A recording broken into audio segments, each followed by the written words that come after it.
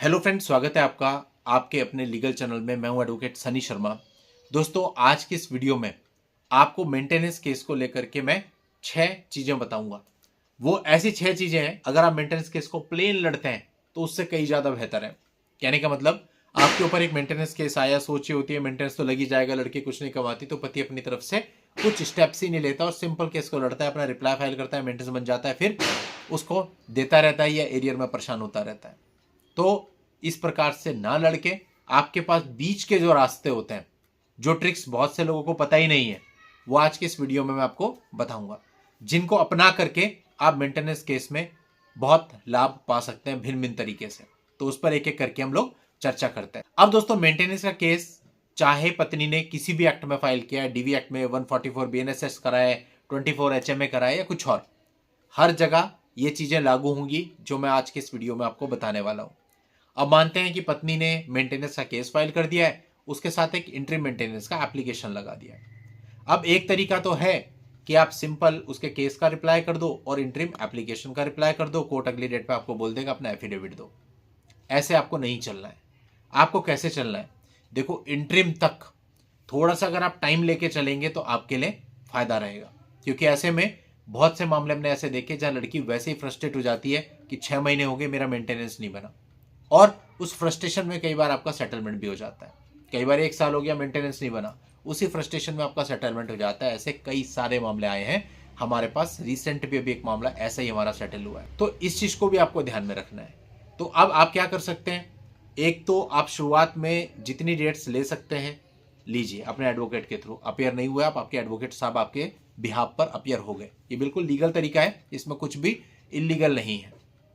दूसरा, आपको क्या करना है, जब आप अपियर हुए भी उस समय पे आप जो जवाब सबमिट करेंगे वो केवल मेन पिटीशन का करेंगे, ना कि इंटरिम पिटीशन का। अब जब आप मेन पिटीशन का जवाब सबमिट कर देंगे तो कोर्ट आपको बोलेगा या दूसरी पार्टी आपको बोलेगी कि आपने इंटरिम का जवाब क्यों नहीं दिया। आपने उस समय पे ये कहना है कि साहब, इंटरिम का जवाब तो मैं तब दूंगा जब लड़की का रजनीश नेहा का एफिडेविट आ जाएगा, क्योंकि सुप्रीम कोर्ट की गाइडलाइन खुद ये कहती है कि लड़की अपनी पिटीशन के साथ में अपना एफिडेविट फाइल करेगी, उसके बाद लड़का अपना जवाब अपने एफिडेविट के साथ फाइल करेगा। तो मैंने मेन का जवाब तो दे ही दिया है, लेकिन इसको इंटरिम डिसाइड करवाना है, तो इन्होंने अपनी तरफ से एसेट और लायबिलिटी का एफिडेविट कहाँ दिया। तो पहले आप इनको कहिए कि अगली डेट पे एसेट लायबिलिटी ले आए, उसकी कॉपी मुझे रिसीव करा दें, फिर दोनों के आधार पर मैं अपना फाइल कर दूंगा जवाब बना करके। क्योंकि इसके एसेट और लायबिलिटी में भी हो सकता है मुझे कुछ आपत्तियां हो, उसको भी तो मैं अपने इंटरिम के जो जवाब होगा उसका पार्ट बनाऊंगा, अदरवाइज कैसे मैं उसको पार्ट बनाऊंगा। तो ऐसे में लड़की का रजनीश नेहा का एफिडेविट आएगा। अब दोस्तों, यहां पे बहुत सारे लोगों का प्रश्न और कमेंट ऐसे आएंगी कि साहब, हमारी तो सुनी नहीं जाती, उसने एफिडेविट नहीं भी दिया तब भी हमें देने के लिए कहा जा रहा है, या फिर बिना एफिडेविट के इंटरिम तय कर दिया गया है। इसके लिए मैं आपको बताऊंगा कि कल ही मैंने एक ऐसी वीडियो बनाई है जहां पर ऊपर वाली कोर्ट ने निचली अदालतों को यह कहा कि भैया आपने सुप्रीम कोर्ट की गाइडलाइंस का पालन क्यों नहीं करा, पहले तो हमें इसका स्पष्टीकरण दो। वो वीडियो जिसने नहीं देखा है वो लोग कल के उस वीडियो को देख लेना। तो दोस्तों, यहां पे क्या होगा, लड़की अगली डेट पे रजनीश नेहा लेके आती है। अब आपका जो तीसरा स्टेप होगा वो ये होगा कि उसके रजनीश नेहा को बहुत ही बारीकी से देखो और ये देखो कि उसने उसमें क्या क्या हाइड किया है, क्या क्या झूठ बोला है। चौथा स्टेप आपका ये होगा कि जब आपको ये बातें पता चल जाती हैं तो आप एक 91 सीआरपीसी जो नए सेक्शन में 94 बीएनएसएस है उसकी एक एप्लीकेशन विद एफिडेविट लगा दो कि साहब इसने ये चीज छुपाई है, ये चीज छुपाई है, बैंक स्टेटमेंट नहीं लगाया, आईटीआर नहीं लगाया, जो जो भी आप पकड़ में आपके आता है, और कोर्ट को रिक्वेस्ट करो कि अगली डेट पे मैंडेटरीली इसको ये सब चीजें कोर्ट में प्रेजेंट करने के लिए बोला जाए, और इसके प्रेजेंट ना करने की दशा में इसके जो जहां से भी वो संबंधित है उनको आदेश किया जाए। जैसे बैंक स्टेटमेंट के लिए बैंक को आदेश किया जाए, और आईटीआर नहीं दिया तो आईटी डिपार्टमेंट को आदेश किया जाए। इस प्रकार से आप एक एप्लीकेशन दे दो। अब दोस्तों, ये एप्लीकेशन पहले डिसाइड आपको करवानी है। कोर्ट को कहना है साहब ये डिसाइड होगी तभी इंटरिम डिसाइड हो सकता है, इसके बिना तो होगा नहीं। तो फिर उनको पहले 94 की जवाब देना पड़ेगा, फिर वो डिसाइड होगी। तो इसमें भी आपका टाइम निकल जाएगा। अब टाइम निकल जाएगा, नॉर्मली 6 महीने लगने थे इंटरिम मेंटेनेंस बनने में, अभी चूंकि आपने 94 भी लगा दी, उसका एफिडेविट भी पहले मांगा, तो इससे 6 महीने और स्ट्रेच हो जाएंगे। क्या होगा, साल भर तक उसका इंटरिम मेंटेनेंस बन नहीं पाएगा। तो एक इनडायरेक्ट प्रेशर उनके ऊपर पड़ता है कि इतने टाइम से लड़ रहे हैं, कुछ बंद नहीं पाया। दूसरी बात, 94 बीएनएसएस के बाद अगर रिकॉर्ड पे कुछ आ जाता है जो कि आपके फेवर का होता है तो आपको उससे फायदा मिल जाएगा। अगली चीज दोस्तों, अगर 94 बीएनएसएस के बाद भी वो कुछ चीजों को छुपा लेती है जिसके प्रूफ आपके पास हैं, तो दोस्तों ऐसे में आप 340 सीआरपीसी एक एप्लीकेशन विद एफिडेविट कोर्ट में दे सकते हैं। और कोर्ट को कह सकते हैं साहब इसको इंटरिम के पहले डिसाइड किया जाए। और इसके सपोर्ट में आप रिसेंट जो इलाहाबाद हाई कोर्ट का जजमेंट आया था, नाम तो अभी मुझे याद नहीं, ऐसा मौखिक, जिसमें बताया गया था कि इंटरिम से पहले 340 सीआरपीसी को डिसाइड करना जरूरी है। मैंने वीडियो बनाया हुआ, इस पर आप थोड़ा सर्च कर सकते हैं। उसको लगा करके कोर्ट को रिक्वेस्ट कर सकते हैं कि पहले मेरी 340 सीआरपीसी की एप्लीकेशन को डिसाइड किया जाए, उसके बाद मेरा इंटरिम किया जाए। तो हो सकता है कोर्ट आपकी बात मान ले, हो सकता है ना भी माने, लेकिन मान ले तो आपको काफी फायदा मिल जाएगा, क्योंकि पीरियड थोड़ा और स्ट्रेच हो जाएगा।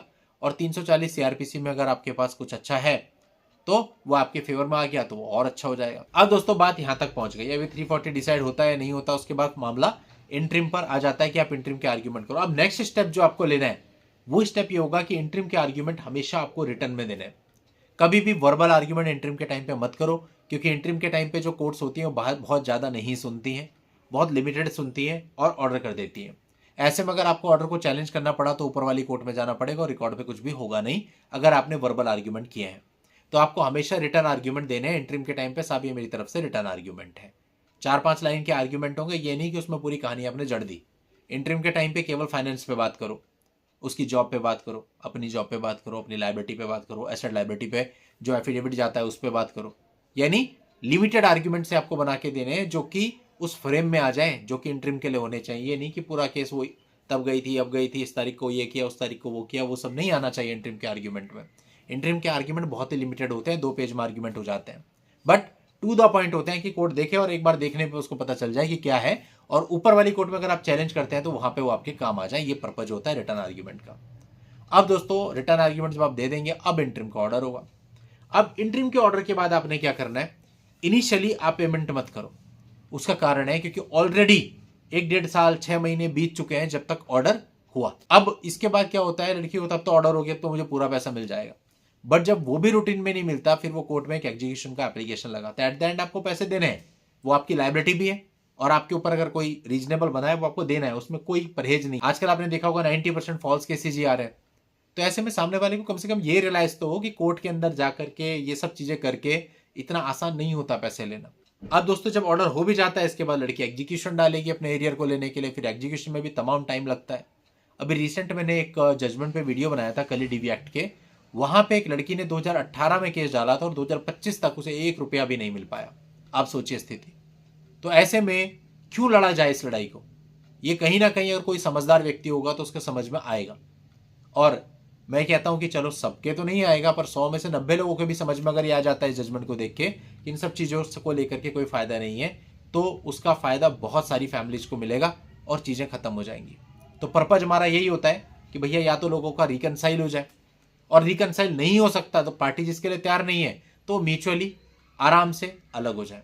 लेकिन सालों तक इस प्रकार का खेल खेलना ठीक नहीं है जिसमें 2-2 जिंदगियां बर्बाद होती हैं, और बच्चे हैं तो फिर बच्चों की भी लाइफ खराब होती है। चलिए दोस्तों आज के इस वीडियो में इतना ही। नेक्स्ट वीडियो में नई जानकारी के साथ मैं आपसे फिर मिलता हूं। तब तक के लिए goodbye and thank you for watching. Take care.